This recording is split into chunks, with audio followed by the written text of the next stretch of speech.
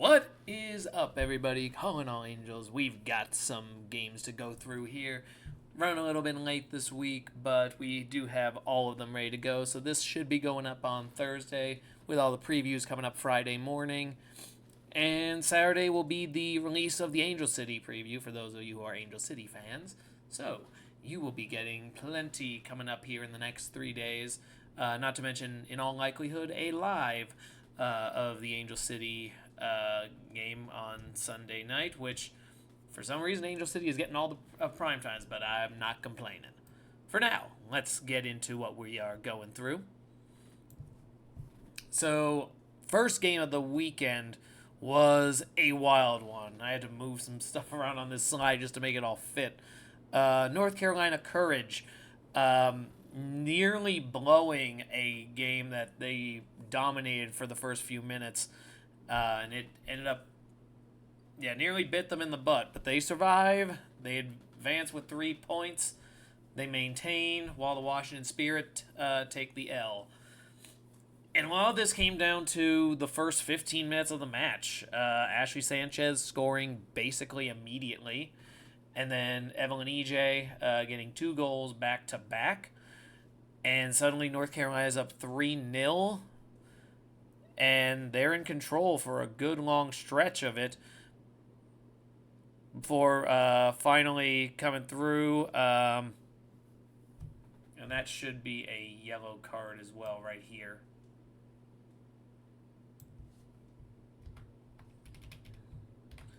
Apologies. There we go. So they go into halftime up 3-0. The expectation is everything's pretty solid from here. No one's super concerned, but those of us who have been watching these matches know North Carolina is very inconsistent, and scoring so much early means they probably aren't paying as close attention as they should. And you would be right.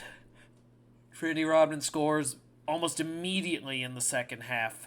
At the beginning, Sophia Cantor gets one a couple minutes later, so by the 15-minute mark, it's 3-2.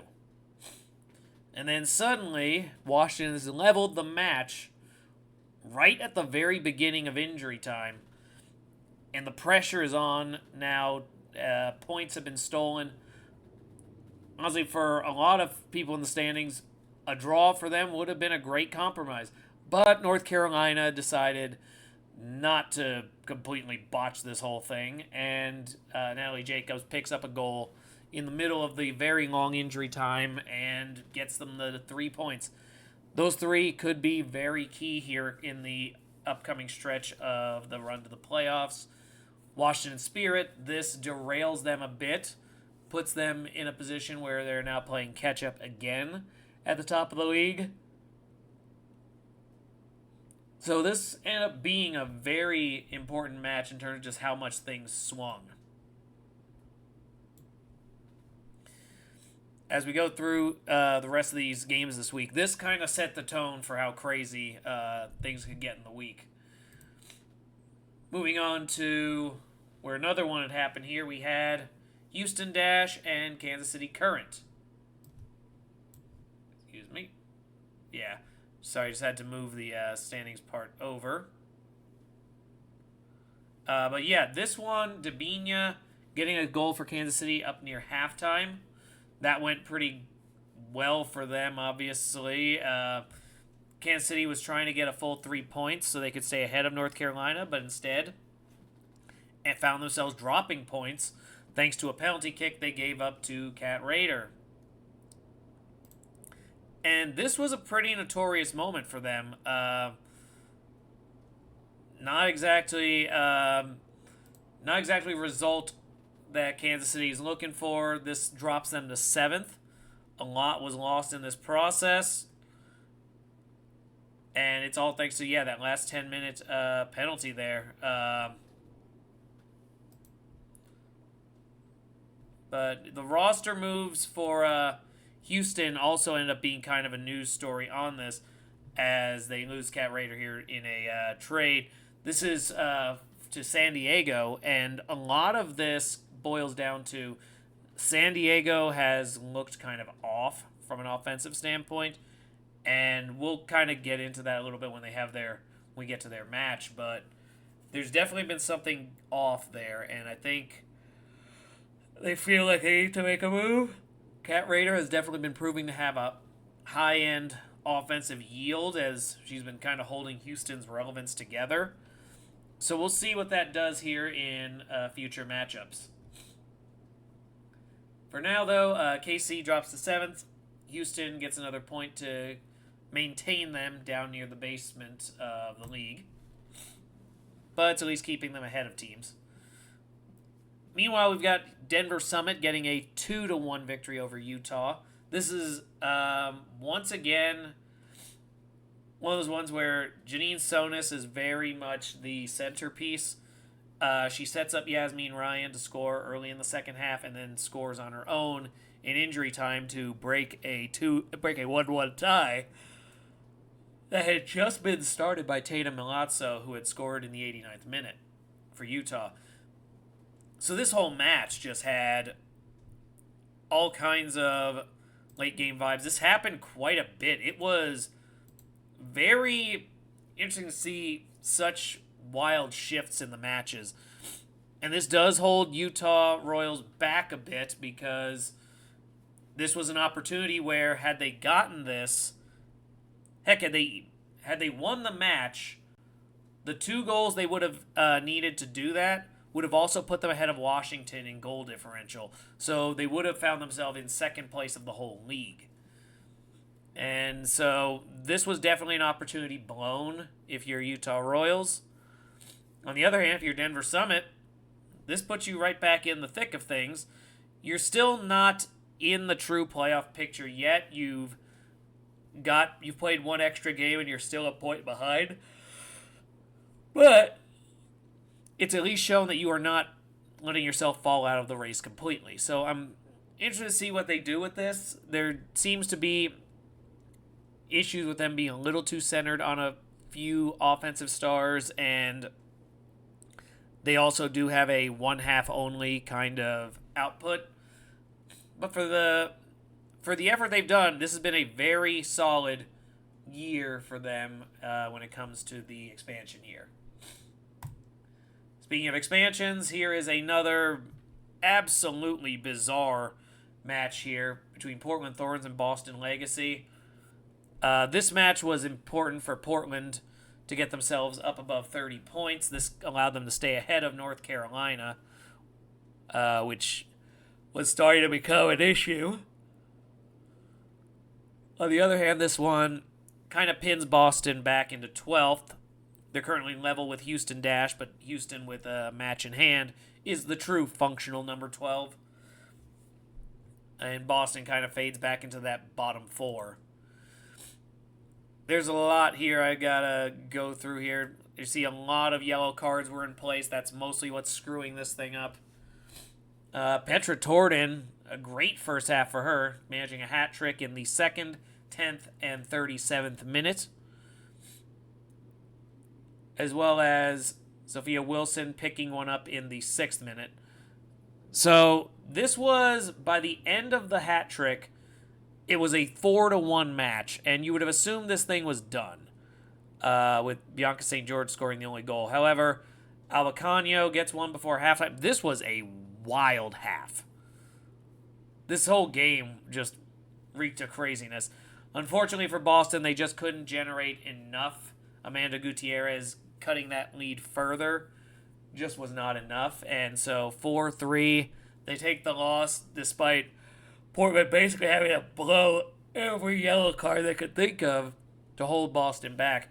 A very game performance from Boston Legacy FC, but they do find themselves falling in spite of themselves. And that's, I know, disappointing for them, but very, very fun game. Chicago and Bay FC in a 0-0 draw. Going through the highlights, I didn't see very much here. See, Bay got a couple cards. Yeah, this was about what you would expect from 2 teams that are currently sitting in the bottom 4. A lot of play that just couldn't really find their way to finishing. A 0-0 draw gets them each a point. That's about where they probably should be sitting. And as for how that affects the standings, Bay FC currently sits in the 14 line and maintain a 2-point edge over Racing Louisville there. Chicago is 4 points out behind Louisville, and currently occupy the wooden spoon position. It's about all we need to say on that. I've talked about this match already. Angel City FC taking a 2-2 draw with Seattle. I think both teams will come away feeling like they should have gotten 3. The coaching handshake that nearly turned into a full-on fight with the benches pretty much shows how contentious that match got. But the 2-2 draw was very deserved, I think, for both teams. Giselle Thompson getting the first goal. A very bad 3-minute stretch from Angel City, giving up 2 to the combination of Mia Fischel and Sally Mentee. And then Priska Chulufia coming off the bench after WAFCON, taking a long pass and leveling the match. Does enough to keep Angel City ahead of Seattle for that number 8 position. So they continue to hold playoff positioning while Seattle sits just on the outside looking in. But both of them have 2 matches in hand and only need 6 points to catch Kansas City in position 7. So there could still be a lot of intrigue for both of these teams. And this match in general, just very enjoyable, very fun time. Good effort all around. We will see what happens here. Seattle gets a much easier stretch in the next few weeks while Angel City takes the top 2. This should be a wild one. Over in Louisville, this is how they get the extension. Apologies. Racing Louisville extends their lead over Chicago with a 3-1 win over Orlando Pride, who take a 3-1 loss, of course missing Barbara Banda, and that drastically affecting their performance. Louisville pretty much led early on with the 16th-minute goal. Orlando had a chance to tie, but the possible penalty was wiped. When we got to the second half, Emma Sears locks in 2 goals from Lauren Millier to basically put this game out of reach. And if it's not for a late garbage time goal, Orlando gets shut out. Orlando looks notably worse, and it's going to continue for at least another week because Banda still has WAFCON duty for another game longer. So potentially we could find ourselves with Boston and Houston going ahead of them as early as this weekend if the results played correctly. So could we see Orlando fall into the 13th position? Time will tell, but they've certainly found themselves farther on the outs than they do on the ins. And the close matters, we have a top 2 matchup. I think this is the game that prompts the talk about making a trade. Gotham FC, a 1-0 win again over San Diego Wave. This one, it is Jaden Shaw scoring right before halftime. And this is massive for Gotham because it basically pole vaults them well ahead of Washington and Utah for that first place mark. They're currently the only team at 40 points.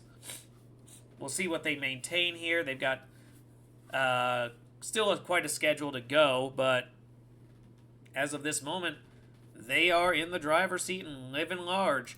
Will the Cup winners become the Shield winners? At least for a few brief moments, they could be holding both trophies at the same time. Meanwhile, San Diego, with that loss, continue to be pinned down at 32 points. That's not great for them. That's only 9 points ahead of the 9th place spot. 8 points ahead of 9th place. So the gap between them and the teams who are out of the playoffs is not that large with games in hand for the teams behind them.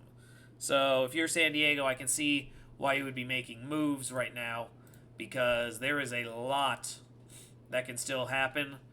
And it starts with them hosting Denver Summit here this week. We'll be talking a little bit about those in the previews when you see them Friday. But for now, that pretty much covers the week action. This was definitely a lot, but thank you for listening. Enjoy your football, and go Angels.